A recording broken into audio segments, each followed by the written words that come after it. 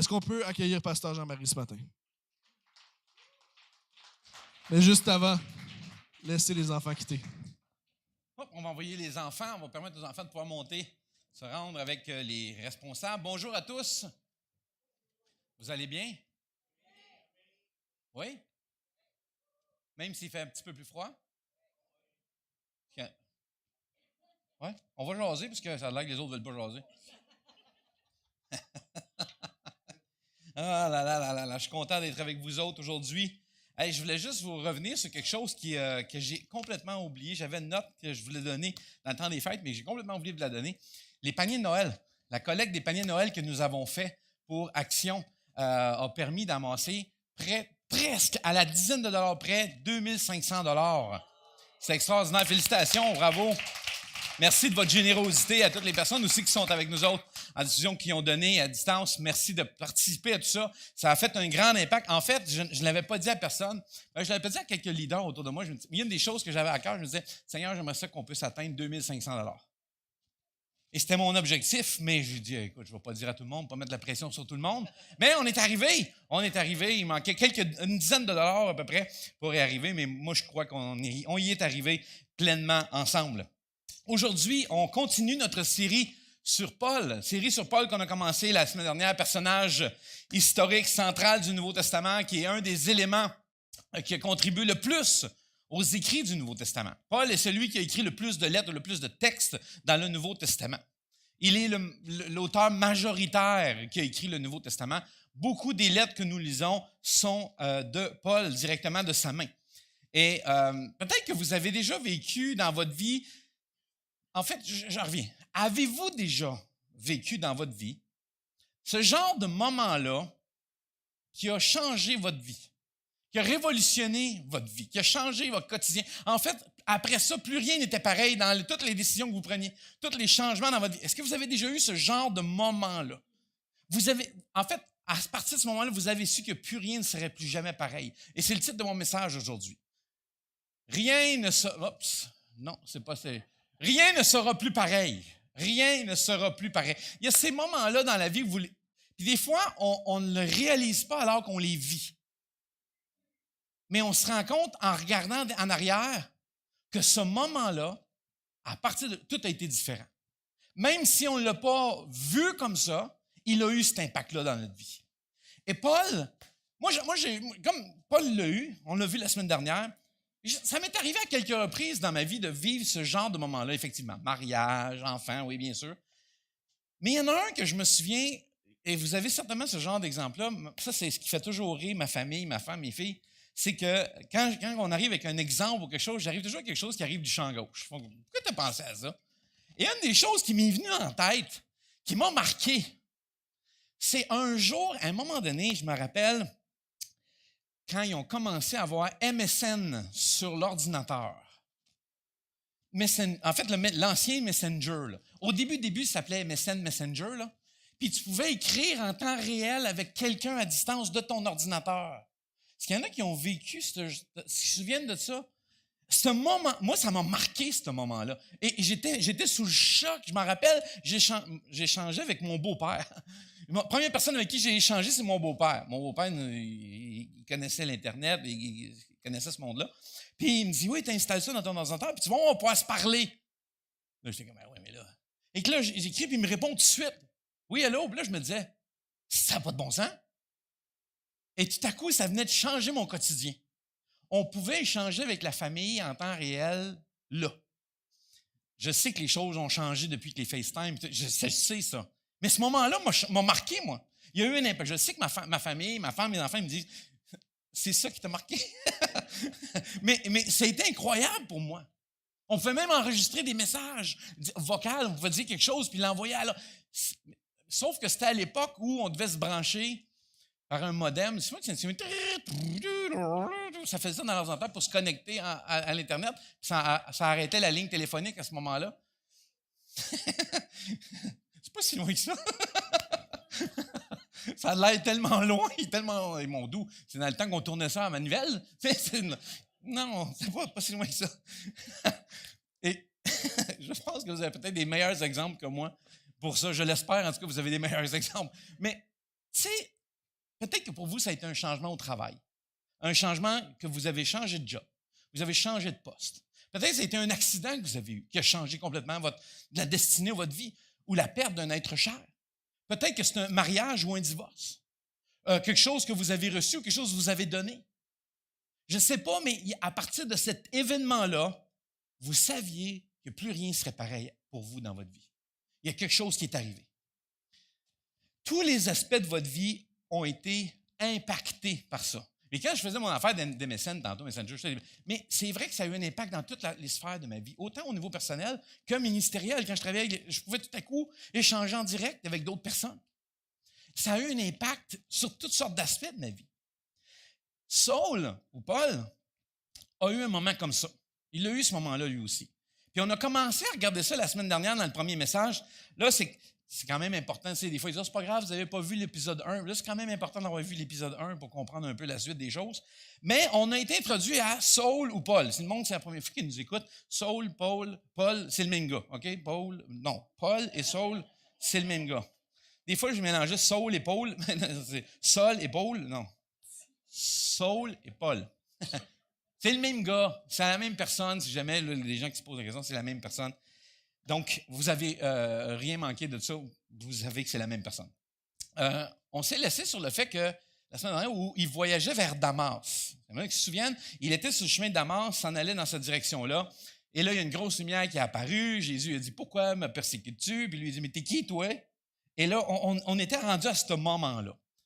Et c'est là qu'on reprend aujourd'hui, Acte au 9e chapitre, le verset 6. C'est Jésus qui continue en disant, mais relève-toi et entre dans la ville, parlant de Damas. Et là, on te dira ce que tu dois faire. Première chose, Saul, comme vous vous souvenez, il vient d'entendre cette voix-là qui dit, t'es qui me persécute? T'es qui me fait ça? Et là, lui, il entend une voix d'un gars qui pensait qu'il était déjà mort. Réfléchissez un instant, là. Lui, il est sûr que Jésus de Nazareth, c'est du passé, ça. Et là, Jésus fait comme, je suis Jésus. Comme, what? T'es qui, moi, ça? C'est quoi cette affaire-là? Et là, tout à coup, il entend la voix de ce gars-là. Et là, il lui donne 2 actions à prendre, 2 gestes. Relève-toi, première chose. Et la deuxième, entre. Relève, entre. 2 gestes, 2 actions directes. Et ces 2 actions-là ne répondent à aucune question. Ça lui donne aucune réponse. Relève-toi, puis entre dans la ville. Oui, mais qu'est-ce que je vais faire? Laisse faire. Relève-toi. C'est-à-dire, reprends-toi de la situation où tu es. Relève-toi, puis entre dans la ville. Va-t'en dans la direction où tu t'en allais. Donne ces 2 actions-là. Partie que tout le monde a eu, attendre. Il arrive au verset 7.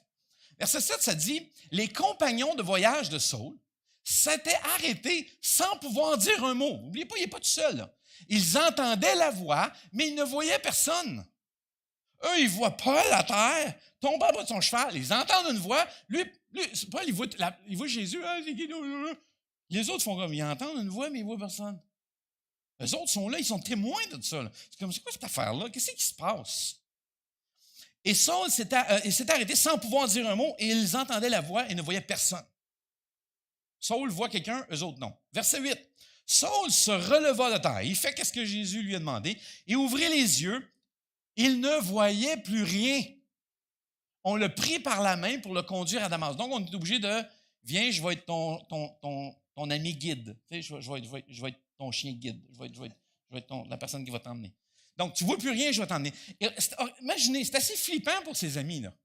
C'est assez flippant pour la situation parce que c'est certain que ça marque quelqu'un, ce genre de situation-là. C'est sûr que vous faites « Wow! Quelqu'un de l'au-delà! » Vous autres, vous arrivez ça sur votre chemin, vous êtes seul sur une route de campagne, la lumière débarque, vous avez du monde dans votre char avec vous autres. Là, vous tombez à terre. Vous entendez la voix, vous voyez la personne, vous dites « C'est quoi cette affaire-là? » C'est flippant, ça, là. C'est assez wow, nous, on fait comme « Oh, alléluia! Oh, tiens, comme genre, là, tout est glorieux. » Oui, mais réalisez que la personne qui le vit, elle fait comme « Oh, attends une minute, là. I'm out, là, c'est quoi cette affaire-là? On est tous sur un bad trip, coudonc. On est tous en train de... On est givrés, toute la gang. Je me demande s'il n'y en a pas un qui s'est dit « Qui c'est qu'on a mangé, coudonc? » Il ne mange pas. Il y a quelque chose qui ne fonctionne pas. les amis se sont probablement aussi mentionnés à quel point c'était flippant. Puis Saul ne le sait pas, mais c'est la fin de la vie comme il l'a connue avant. Sa vie comme il l'a toujours connue, c'est terminé. Verset 9, ça continue. Pendant 3 jours, il fut incapable de voir et resta sans rien manger ni boire. Là, il ne voit plus, il ne mange plus, il ne boit plus. Ces 3 jours-là sont un point de tournant majeur. Et juste qu'on explore ces 72 heures-là. Comment ils peuvent avoir paru à Paul? Qu'est-ce que ça il a pu arriver? Et ce qu'on va faire, c'est un peu un genre de déduction. On va y aller selon le personnage, parce qu'évidemment, Paul n'a pas écrit dans son journal personnel toutes les affaires qui sont arrivées durant ces 3 jours-là. Mais on est capable de déduire les choses qui sont arrivées là, basé sur ce qu'on connaît de Paul. Et je vais élaborer à partir de ça pour comprendre comment ça a été un moment crucial pour lui et important dans la vie de Paul. Parce que la Bible ne parle pas explicitement, elle ne donne pas plein de détails sur cette partie-là de sa vie. Mais on peut très bien comprendre et saisir ce qu'il est en train de vivre. On est capable de comprendre et s'identifier. Puis on va s'arrêter dans ces 72 heures-là à 4 questions, que je pense que Paul a pu se poser. Et vous allez être d'accord avec moi, vous allez comprendre. Tu sais, vous dites, mais il n'a pas écrit ça dans la Bible. Non, mais vous allez très bien saisir que c'est 4 questions qu'il aurait très bien pu se poser parce que c'est tout à fait logique. Et j'ai dégagé ces questions-là pour 2 raisons. La première, c'est que ça nous permet de mieux connaître et d'explorer qui Saul est, qu'on le connaisse, parce que c'est ce qu'on est en train de faire, de regarder un peu qui est ce personnage-là. Et deuxièmement, c'est des questions universelles que tous les chrétiens se posent. C'est des questions universelles qu'on traverse toutes. Chacun d'entre nous, on traverse ça. Et c'est pour ça que j'ai dit, on va dégager ça. Parce que il faut garder en tête une chose, Saul, est au summum de sa carrière. Il est au top de... Lui, là, il va de réussite en réussite. Là. C'est comme une star à ce moment-là. Là. Je veux juste vous capturer ça pendant un instant. Là. C'est une star dans ce qu'il fait. Là. C'est l'élite. Là. Il est la vedette montante du leadership religieux de l'époque. Paul, c'est le new kid on the block. Non, c'est ça. Le gars, il sort, il est zélé, il est passionné, il a un impact extraordinaire pour le judaïsme et tout le monde le connaît. Sa renommée est répandue. Il ne faut pas oublier qu'il est au summum de sa carrière, de ses réussites. Lui, là, il a atteint des choses extraordinaires. Mais comme il arrive à son top d'accomplissement, ce qui allait être encore la cerise sur le Sunday, Damas, où il s'en allait pour aller emprisonner les chrétiens, où on lui avait donné une grande mission extraordinaire, ce qui s'en allait être encore une autre couche supplémentaire. Il se ramasse là. Jésus interrompt ce plan-là. Jésus arrive, le rend aveugle, le confronte et le laisse dans le noir pendant 3 jours.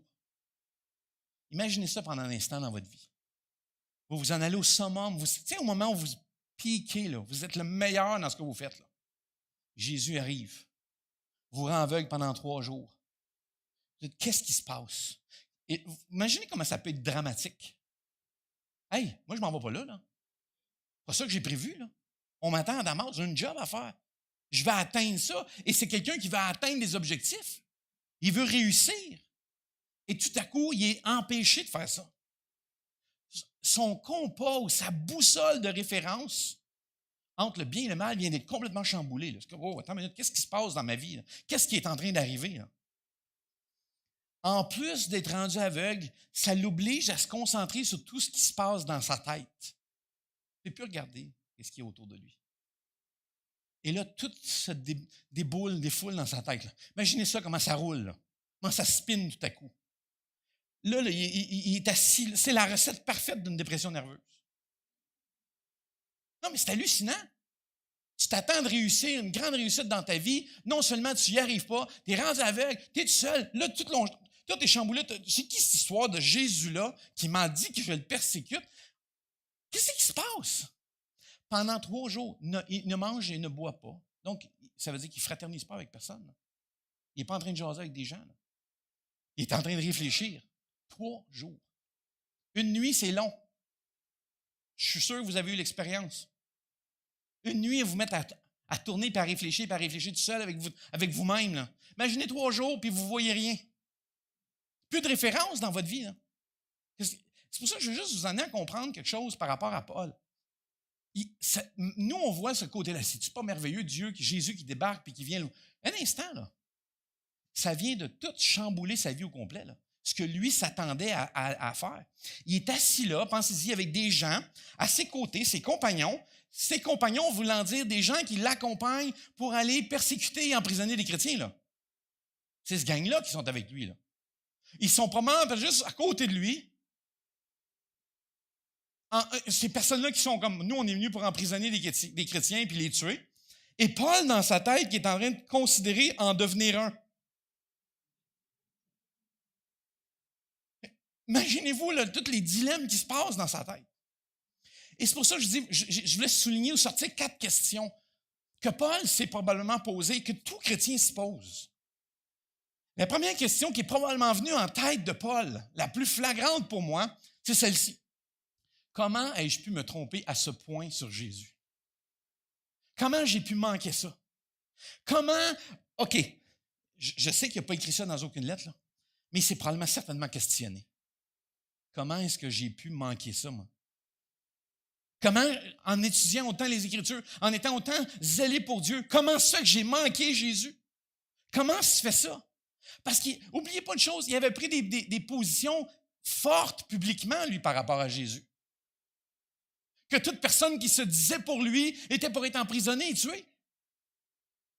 Il a pris des positions qui sont très fortes. Et Saul a même commandé des meurtres sur des gens qui avaient justement ce point de vue-là sur Jésus. Et là, tout à coup, il est obligé de réévaluer ça, de dire, mais comment est-ce que j'ai fait pour manquer ça? Comment ça se fait que je l'ai manqué? Quand tu dis que ceux qui croient en Jésus ont tellement tort qu'ils devraient être emprisonnés et tués, sont tellement dans le champ, on est loin du compte, là. Et là, lui qui fait comme, il est en train de considérer devenir un chrétien. C'est sûr que cette référence-là, en disant, qu'est-ce que j'ai manqué? Qu'est-ce que j'ai pas vu? Et là, il commence, c'est pour ça que je disais, quand on a vu dans le dernier message où Jésus fait référence à Yeshua, le Messie. Jésus, ce Messie. Et là, il commence à faire le lien que le Messie qu'il cherche depuis toujours est venu et est reparti. Et là, il commence à réfléchir à tout ça. Non seulement il a manqué quand Jésus était là, mais il lutte quotidiennement et activement contre lui. À tous les jours, il est en lutte contre Jésus, sans le savoir. Imaginez le mélange d'émotions, de confusion, de toutes parts, de toutes ces questions-là qui viennent dans sa tête. Mais ce n'est pas juste une question pour Saul, c'est une question pour nous autres aussi. Parce que l'idée de renverser tout ça et d'aller all-in avec Jésus est comme assez flippante, elle aussi, là. Pensez-y dans votre vie. Est-ce que quand Jésus a débarqué dans votre vie, c'est venu faire exactement la même affaire? Ou vous vous êtes dit, hey, attends une minute, comment est-ce que j'ai pu manquer ça à ce point-là sur Jésus, moi? Toute ma vie, j'étais contre ça. Je voulais rien savoir de ça. J'ai voulu lutter contre ça. Comment j'ai pu manquer ça? Comment ça se fait que je ne l'ai pas vu? Paul a vécu exactement ça. Et je pense que Saul a dû se poser cette question-là. Pour vrai. Comment est-ce que j'ai pu manquer le Messie?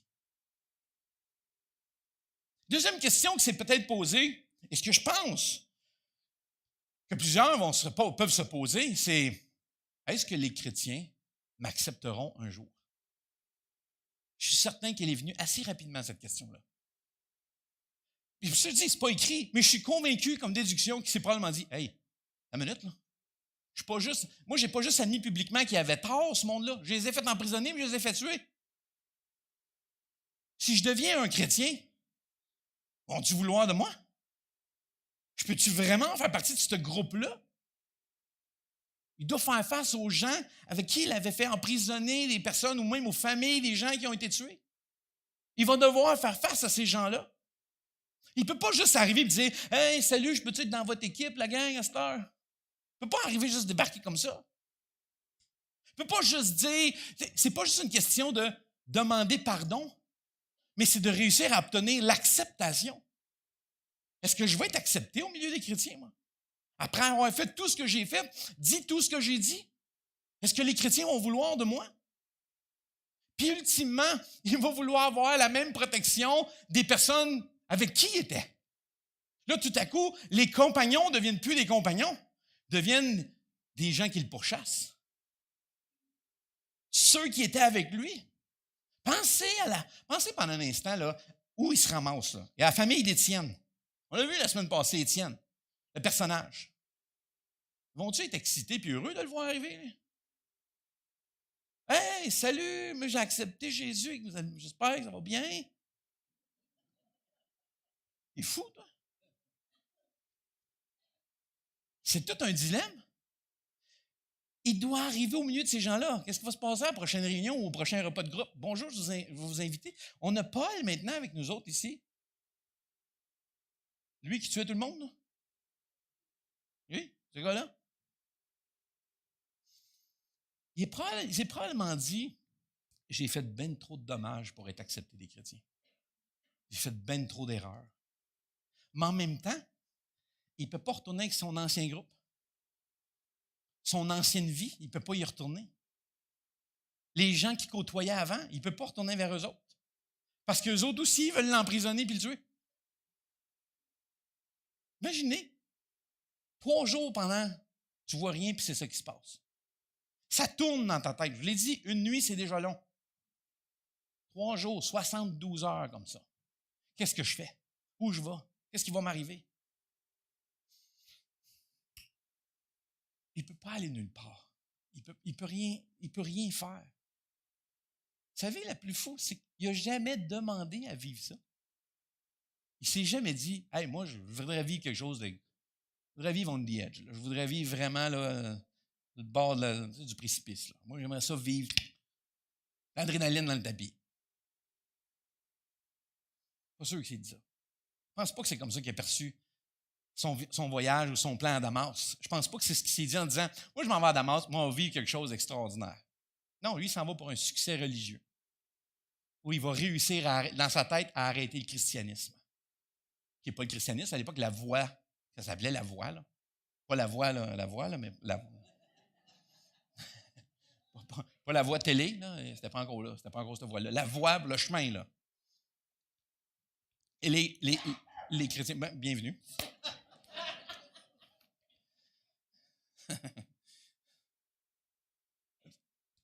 Quand il pense pendant un instant, cette question-là n'est pas unique à Paul. Peut-être que c'est une même question pour vous autres. Peut-être que vous aussi, vous vivez ça. Peut-être que quelqu'un écoute en ce moment pour la première fois. C'est dit, moi, les chrétiens, je les ai toujours haïs, je les ai toujours détestés. Je les ai toujours dénigrés. Publiquement, tout le monde sait ma position là-dessus. Puis tout à coup, vous êtes en train de changer de part. Vous vous dites, non, je pense que je vais suivre Jésus, mais là, tout à coup, il y a, oh, attends une minute, là. Peut-être qu'à cause de votre passé, vous vous dites, je ne serai jamais accepté parmi les chrétiens. Les chrétiens ne m'accepteront jamais. Pas avec tout ce que j'ai fait. Quand, tu sais, que vous dites que vous êtes disqualifié, rejeté, ou on ne veut rien savoir de vous, vous dites, je ne pourrai jamais être dans l'équipe de Jésus, moi. Je ne pourrai jamais, pas avec ce que j'ai fait. Tu sais, des fois, c'est des personnes, puis je sais parce que je reçois plusieurs de ces messages-là, puis je suis sûr qu'ils vont m'écrire, me dire, c'est-tu à moi que tu parlais? Des gens qui ont suivi Jésus dans le passé. Mais qui maintenant, ils disent non, ça ne m'intéresse plus. Et qui se disent, il n'y a aucun moyen que je puisse revenir anyway, de toute façon, avec tout ce qui s'est passé, tout ce que j'ai dit, et toutes les positions que j'ai prises publiquement et que les gens connaissent à propos de moi. Il n'y a pas moyen que je revienne en arrière.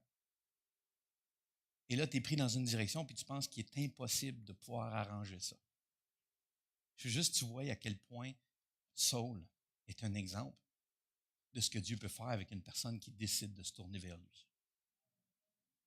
Rien n'est impossible à Dieu. La personne la moins crédible pour prêcher Jésus, il l'a pris pour en faire l'auteur le plus prolifique du Nouveau Testament. Le gars que tout le monde disait, lui, es-tu malade? Peut-être que comme Paul, tu t'en es pris aux chrétiens ou tu t'en prends aux chrétiens. Et tu penses que tu ne seras jamais accepté. C'est une question que Paul s'est certainement posée et que nous, on peut se poser facilement. Une troisième question que Paul s'est probablement posée, comme nous autres, combien ça va me coûter? Qu'est-ce que ça va me coûter, ce choix-là? Cette décision-là? C'est une question très légitime, ça. Pour une personne dans la position où il était, le genre de leader qu'il était, il s'est rendu compte que son changement de direction allait lui coûter plus ou moins en calculant tout. Ça allait coûter toute sa vie. Tout au complet. Hey, c'est un gars très éduqué, là, hautement éduqué, beaucoup d'études. Il fait partie des leaders religieux influents et sur sa montée de popularité. N'oubliez pas, il est citoyen romain et juif. Le gars, c'est une méga star. Là. Il peut être partout, lui. C'est comme s'il avait son passeport partout. Il est vraiment... Il a le pedigree parfait pour devenir la prochaine star du monde politique et religieux de l'époque. Il est vraiment cette personne-là. Mais il y a ce moment où, à un moment donné, il va devoir sortir publiquement comme étant pro-Jésus. Vous savez quoi? À ce moment-là, il réalise que c'est fini sa vie. Le moment où il dit à tout le monde, moi, je suis pro-Jésus, c'est scrap. Tout ce qu'il a bâti, c'est fini. Tout ce qu'il avait mis là en avant puis que tout le monde connaissait, sa réputation, c'est fini, ça. Tous ses contacts vont le lâcher. Il n'y aura plus d'abonnés sur Instagram, c'est fini. Ils vont tous le laisser tomber. Ses commanditaires vont le lâcher. Tout le monde va le laisser tomber. C'est fini. C'est comme si je ne peux plus rien faire. Et non seulement ils vont m'abandonner, mais ils vont partir après moi. C'est pas juste de la paranoïa, là. C'est un fait. Et il sait bien trop bien que c'est le cas. Il le sait ce que ça va lui coûter. Et c'est exactement ce qui va y arriver plus tard. Ce qu'il redoute, en disant combien ça va me coûter, c'est ça que ça va lui coûter. Ça va lui coûter sa vie. Il va être pourchassé. Il va être jugé, arrêté, mis en prison et mis à mort. Ça va lui coûter sa vie. Il connaît déjà le coût. Mais il n'a pas le choix. Il ne peut pas retourner en arrière. Tu sais, ces personnes qu'il défendait ou avec qui il travaillait vont devenir les personnes qui vont y faire exactement ça. Et peut-être que pour vous, je suis convaincu que ce n'est pas aussi dramatique dans votre vie. Mais il y a un coût à suivre Jésus. Il y a un coût à prendre cette décision-là pour Jésus. Et c'est ce que Paul va écrire plus tard. Que même que lui-même va dire que suivre Jésus, c'est toute sa vie, c'est tout ce contenu de sa vie. Dans Philippiens, au premier chapitre, le verset 21, dans la version Parole vivante, il dit « Car le Christ est ma vie. Le but et le contenu de toute mon existence et la mort me serait un gain. » Comprenez le background quand il dit ça, là. Moi, là, Jésus, c'est tout. J'ai pas rien d'autre. J'ai toute ma vie, c'est Jésus. Mourir m'est un gain, dans le sens que, moi, mourir, c'est une délivrance. Pour moi, c'est une bonne affaire. Si je pouvais mourir, yes! Je serais délivré de tout ça, moi. Mais il ne dit pas dans le sens, je veux plus vivre. Il n'est pas en train de dire ça. Il est juste en train de dire, moi, mourir, je vais être délivré de tellement d'affaires. J'aurai plus plein de monde après moi, je vais être libre. Libre de pouvoir me promener. Jésus a même, vous savez quoi? Jésus a même mentionné à ses disciples que si quelqu'un voulait le suivre, de calculer. Calcule le coût de me suivre. Il va dire ça dans Luc au 14e chapitre. Si vous prenez des notes, 14, je pense que c'est 25 à 35, c'est ça.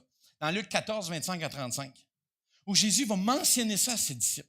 Si quelqu'un veut me suivre, là, qu'il s'assied d'abord et qu'il calcule le coût de me suivre. Et il va donner l'exemple de bâtir une tour.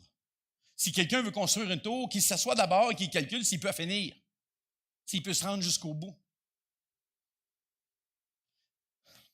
Si vous êtes un disciple de Jésus, je vous dis quelque chose. Ça va vous coûter quelque chose. Et si ça ne vous a jamais rien coûté, je trouve ça très préoccupant. probablement vous ne suivez pas Jésus. Vous ne pouvez pas suivre Jésus, que ça ne vous coûte rien. Et la dernière question que Paul se pose, c'est une question pivot, une question qui vient tout changer. C'est un tournant décisif. Où dois-je aller à partir de maintenant? Où c'est que je dois m'en aller? Pour moi, il ne fait aucun doute que Paul est un homme d'action. Je sais, on le voit, le personnage, c'est un voyageur infatigable. Il va voyager à une époque où ce n'était pas commun de voyager autant et aussi loin. Parce que c'était très compliqué et très difficile de voyager. Surtout par terre. Il y a mer, mais par la terre. Pas de char, là. C'est long, les voyages. C'est ardu. Les routes ne sont pas toujours évidentes. Les brigands, il y en a plein sur la route. Les pirates, là, aujourd'hui, sont sur la route de l'informatique. Mais à l'époque, ils étaient sur les routes navigables et sur les routes terrestres. C'est là qu'ils étaient. Et ils pillaient les gens, ils prenaient leurs biens. Donc, on sait que c'est un homme d'action, on sait que c'est un gars go. Qu'est-ce qu'on fait? On le voit juste par ce qu'on a vu précédemment. C'est un gars d'action.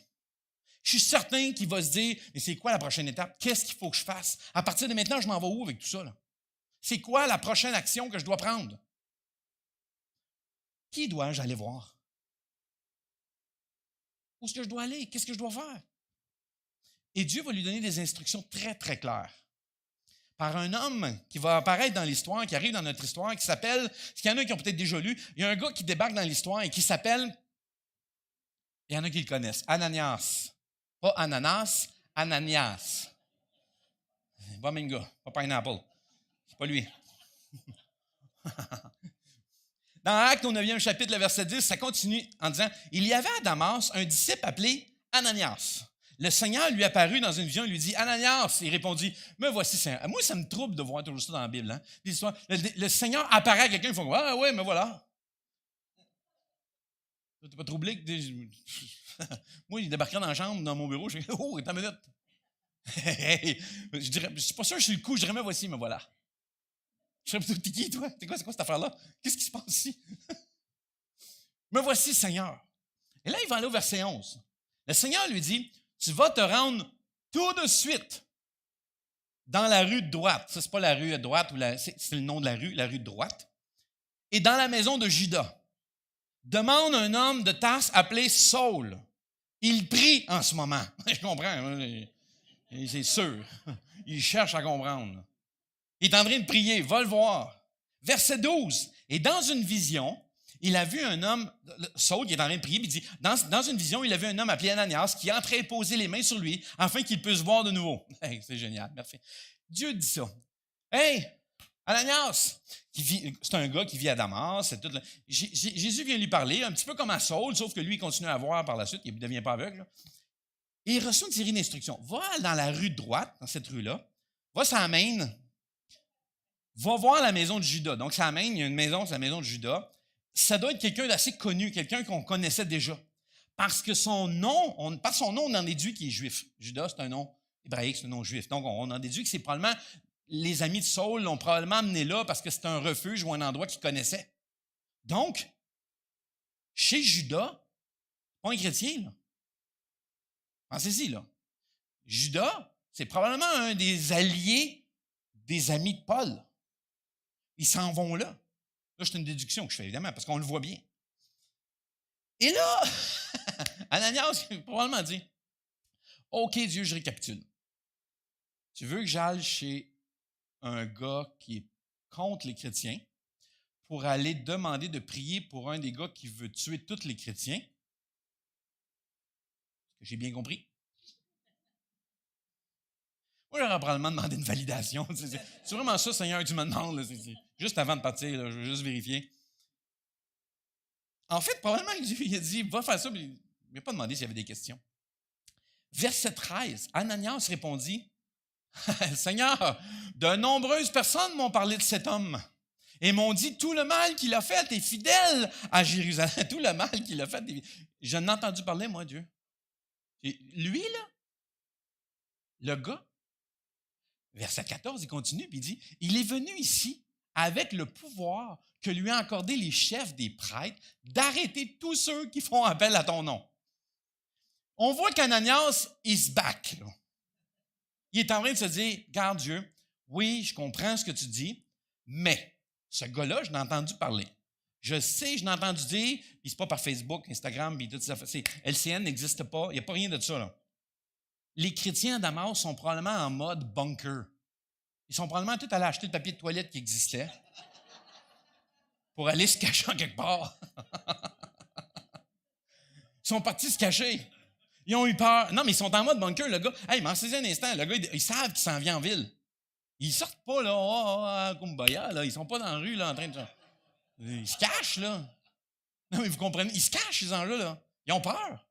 C'est normal qu'ils aient peur. Ils savent que le king, là, le new kid on the block, il débarque, lui, là. Il s'en vient pour emprisonner puis tuer des chrétiens. Fait que c'est sûr qu'on se cache. Fait qu'ils sont en mode bunker. Probablement qu'Ananias aussi a fait la même épicerie que les autres. Puis il est en train de se cacher. Puis là, il est en train de lui dire d'aller le voir directement, cet homme-là qui tue des chrétiens. Puis Dieu dit, oui, mais il a vu une vision. Oh, oui, je veux bien, là. Mais il y a tout un passé, ce gars-là. Et il continue au verset 15. Mais le Seigneur lui dit, va, car j'ai choisi cet homme, et je l'utiliserai pour faire connaître mon nom aux autres nations et à leurs rois, ainsi qu'au peuple d'Israël. Je ne sais pas si c'est l'argument massu. Dieu est en train de dire, voici le plan que j'ai pour cet homme-là. Donc, Ananias, c'est un rôle à jouer là-dedans. Peux-tu choisir quelqu'un d'autre? Je prends une carte, je passe tout droit, non, peux-tu laisser ma place à quelqu'un d'autre? Cet appel-là de Dieu pour Saul, c'est pas juste une grosse affaire pour les chrétiens de Damas, mais c'est une grosse affaire pour tous les chrétiens de l'époque. C'est majeur. Paul s'est ramassé à être un des auteurs les plus prolifiques de l'époque. Paul a eu une influence sur ses contemporains. Au-delà de juste le mode théologie, texte biblique, là, Paul a eu une influence majeure sur plein de situations, autant politiques que religieuses. Paul a eu des incidences sur plein de choses. Il a eu un impact sur plusieurs aspects sociaux. Comment est-ce possible? Parce que Dieu l'a appelé à son service. Un instrument entre les mains de Dieu à un moment critique de l'histoire du monde. Il y avait une croisée. En fait, c'est juste avec quand on regarde en arrière qu'on voit à quel point il y avait une croisée à ce moment-là. Autant avec l'Empire romain, autant avec tout ce qui se passait avec le Rome qui est en train d'envahir partout les pays. Donc, il y avait quelque chose qui se passait de majeur, là. Il y avait une croisée des chemins. Le prochain pas pour Saul, c'était quoi dans cette histoire-là? C'était de répondre à l'appel de Dieu pour sa vie. Verset 17, ça dit, « Alors Ananias partit. » On ne sait pas combien de temps, mais il avait dit tout de suite, il est parti. Il entra dans la maison, posa les mains sur Saul et lui dit, « Saul, ça me frappe. Saul, mon frère, le Seigneur Jésus qui t'a apparu sur le chemin par lequel tu venais m'a envoyé pour que tu puisses voir de nouveau et que tu sois rempli du Saint-Esprit. » Moi, je trouve que c'est quelque chose d'extrêmement puissant que je veux souligner là. En fait, Ananias a agi sur la parole que Jésus lui a donnée. Il a eu confiance en ce que Jésus lui a dit. Je l'ai choisi pour moi. Et d'emblée, Ananias est allé le voir et me dit, « Saul, mon frère. » Déjà, il y a un sentiment d'acceptation. Saul, tu fais partie de la famille. Je ne sais pas comment Ananias a vécu toutes ces émotions-là à l'intérieur. Comment il a pu être chamboulé, il dit, comment veux-tu que je l'appelle mon frère? Comment veux-tu qu'on lui pardonne? Comment? Il a agi, non pas sur ses émotions, non pas sur ce qu'il pensait, sur ses opinions, mais sur ce que Jésus lui a dit. Combien de nous autres, c'est ce qu'on fait vraiment dans la vie? Qu'on agit sur ce que Jésus nous dit plutôt que nos opinions, nos façons de voir les choses. Jésus dit, voici, je veux que tu fasses ça. Nous, on est probablement plus en mode argumentation. Et peut-être que ça fait très longtemps que vous êtes en mode argumentation. C'est quelque chose de puissant. Et ce que je trouve drôle dans la phrase, c'est que c'est comme genre, il faisait un petit rappel. Hein? Tu vois-tu, c'est comme genre, le Jésus qui t'a apparu sur le chemin, là. Tu sais, le Seigneur Jésus qui t'a apparu en voulant dire, hey, c'est le même, OK? Apprends-toi pas en moi, là. Le même Seigneur Jésus sur lequel il t'a apparu m'envoie moi. Verset 18. Aussitôt, des sortes d'écailles tombèrent des yeux de Saul. Il put voir de nouveau. Il se leva et fut baptisé. Immédiatement, Paul prend un pas radical, sans retour en arrière. Publiquement, tout de suite, il se fait baptiser. Il prend position en disant « J'ai décidé de suivre Jésus ». Il n'y a pas de retour en arrière, c'est clair. Là. Il se leva et fut baptisé, tout de suite. Il n'a pas attendu, je vais réfléchir à mon affaire. Non, il savait. En fait, c'est « Salut gang, j'ai changé d'équipe ». C'est à peu près ça. C'est comme s'il disait à tout le monde « Je veux que vous sachiez, moi là, je suis rendu chrétien ». C'est ce qu'il fait. C'est ce qu'il est en train de dire. Et verset 19, ça dit « Puis il mangea et les forces lui revinrent ». Il s'est fait baptiser avant, tout de suite, première chose. Saul resta quelques jours avec les disciples qui étaient à Damas. Un ennemi qui devient de la famille. Le persécuteur devient un disciple. Wow! Ananias fait exactement ce que Jésus lui a demandé. Il a servi, en fait, Ananias a servi de pont entre l'ancienne vie et sa nouvelle. Ananias a été juste l'élément qui a fait connecter les choses ensemble. Il a été juste cette clé-là ou ce maillon-là au moment clé, au moment fondamental. Ananias fait ce pont-là et Paul devient un disciple de Jésus. Et ce qui est fou, c'est que Paul va le formuler plus tard, bon, on le verra plus loin dans la série, mais plus tard, il va dire, le passé est en arrière de moi. Je regarde vers ce qui est en avant. Les choses anciennes sont passées. Voici, toutes les choses sont devenues nouvelles. En fait, il va même dire, oubliant ce qui est derrière moi, je cours vers ce qui est devant moi. En fait, il est en train de dire, je mets une ligne. Ça, c'est mon ancienne vie. Et je ne vais plus dans cette direction-là. Ma question, as-tu tracé une ligne dans ta vie? Passes-tu ton temps à retourner dans l'autre direction? Est-ce que tu es encore dans l'ancienne vie? Est-ce que tu passes ton temps entre les deux vies? Ou tu as vraiment pris une décision, non, moi, j'oublie ce qui est en arrière, je marche vers ce qui est en avant. Je m'en vais dans cette direction-là. Les prochains versets démontrent l'appel et le plan que Dieu a pour Saul. Et le voici en résumé, OK? Je vais revenir au verset 15. Verset 15, ça dit, « Mais le Seigneur lui dit, « Va, car j'ai choisi cet homme, parlant à Ananias, je l'utiliserai pour faire connaître mon nom aux autres nations, au peuple d'Israël. » Deux choses qu'il y a comme appel. Et une troisième, dans le verset 16, « Je lui montrerai moi-même tout ce qu'il devra souffrir pour moi. »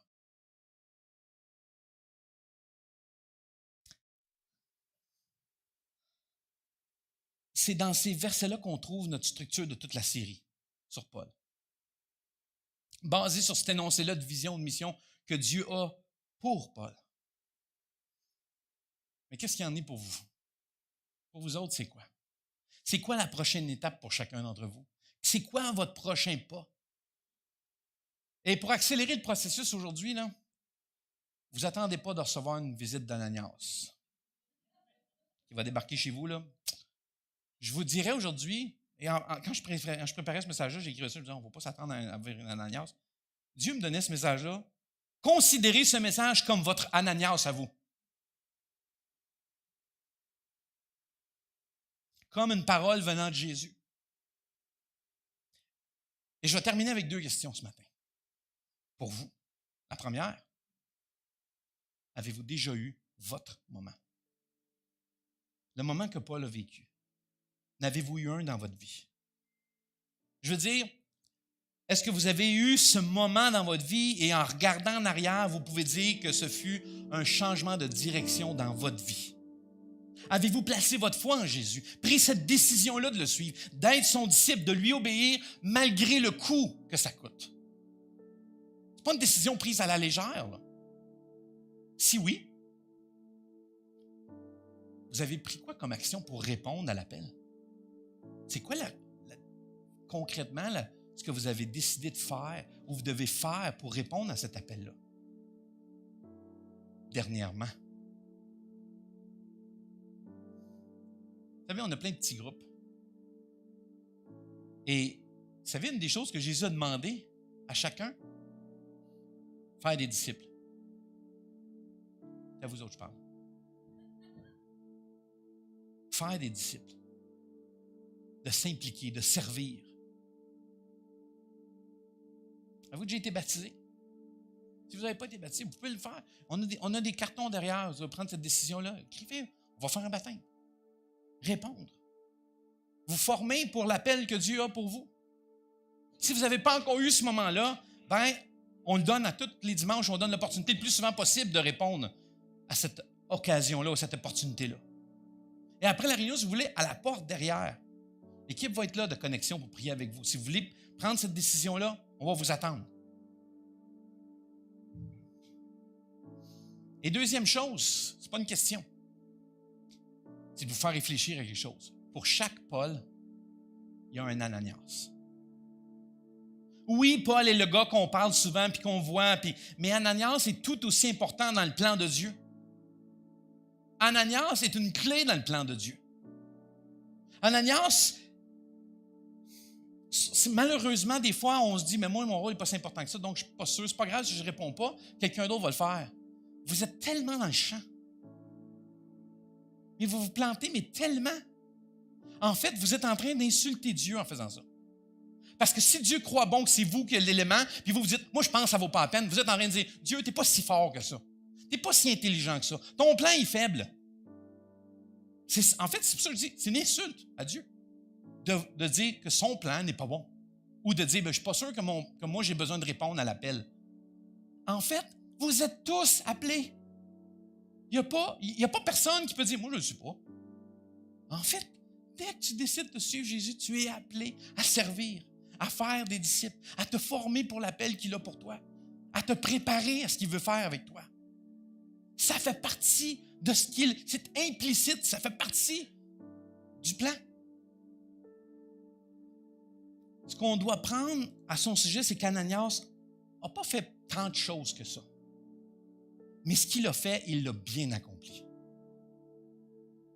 Son ministère envers Paul a été un moment très cru, très direct. Dieu avait besoin d'un homme avec un équilibre d'audace et de confiance en Dieu pour aller voir Paul. Et Ananias va être ce tremplin-là sur lequel Saul va rebondir pour répondre à l'appel de Dieu. Mais Ananias n'est pas là, il n'y a pas de tremplin. Ça prend un Ananias. En fait, c'est pour vous réaliser, mais j'ai écrit ça, je me dis, c'est tellement drôle que Ananias est le premier chrétien dans l'équipe Paul. C'est le premier gars qui a cru en Paul. Parce que Dieu lui avait dit, ce gars-là, je l'ai appelé pour moi. Pas basé sur le passé de Paul, pas basé sur tout ce qu'il avait fait avant, pas basé sur son pedigree, mais basé sur la parole de Dieu. Je suis convaincu qu'Ananias a été dans un siège assez solitaire pendant un moment. Le seul qui croyait en Paul. Mais il a été fidèle à son appel. Et il n'a jamais essayé de prendre la place de Paul. Il n'y a pas celui qui a pris le crédit de tout ça en disant « Moi, là, c'est moi qui étais là quand Paul. » Vous savez, c'est moi qui ai répondu. Non, jamais. En fait, il a simplement fait ce qu'il devait faire puis s'est enlevé du chemin. Il a fait ce que Dieu lui avait demandé de faire. Et vous savez quoi? Dieu vous appelle à jouer un rôle dans la vie de d'autres personnes. Vous avez une responsabilité. Il y a des gens dans votre petit groupe, dans votre entourage, dans cette église qui ont besoin de votre temps, qui ont besoin de vous, qui ont besoin de vos encouragements, de vos conseils. Vous n'avez pas besoin de tout faire pour eux, vous avez besoin d'être là. Comme un peu être le pont comme Ananias a été. Peut-être être là pour eux. Montrez-leur l'exemple dans des temps critiques comme on vit en ce moment. Prenez votre rôle et votre responsabilité de chrétien qui a de l'expérience pour servir ceux qui débutent dans leur parcours de foi. Soyez assez transparent, dites « Moi, je débute, j'ai besoin d'un mentor. » Et si vous avez de l'expérience, dites « Moi, je pourrais aider quelqu'un d'autre. » Faites-le. Parce que rester sur le banc ne vous apportera rien à vous et rien au royaume de Dieu. Rien. Et vous savez, qu'est-ce qu'on fait avec rien?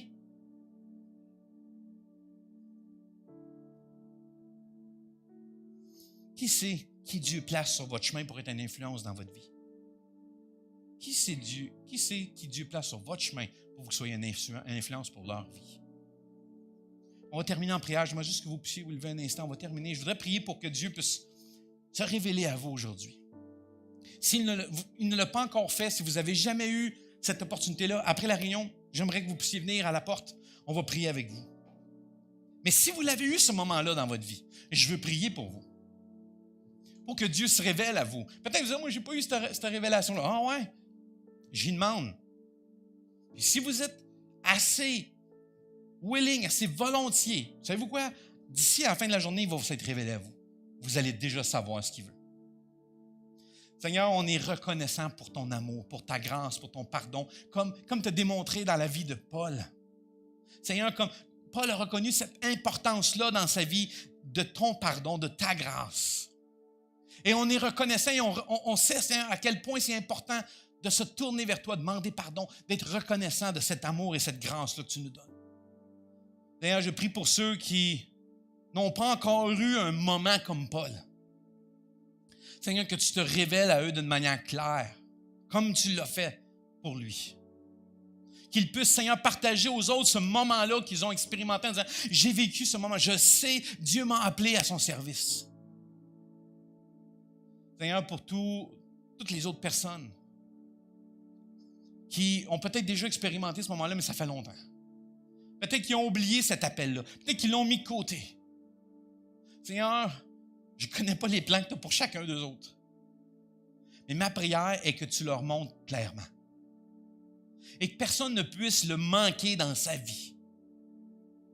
Seigneur, d'avoir cette passion-là pour toi, un zèle pour s'impliquer, Seigneur, dans cette Église, dans la vie des autres. De te voir agir dans leur vie en s'impliquant dans la vie des autres. Et par le fait même, Seigneur, tu vas avoir un impact dans leur vie. Jésus, c'est en ton nom que je prie. Amen. Je dis merci à tout le monde en distance sur la diffusion. Merci d'avoir été là avec nous autres. Nous, on va juste chanter encore un dernier chant ensemble. Que Dieu vous garde. Bon dimanche à vous.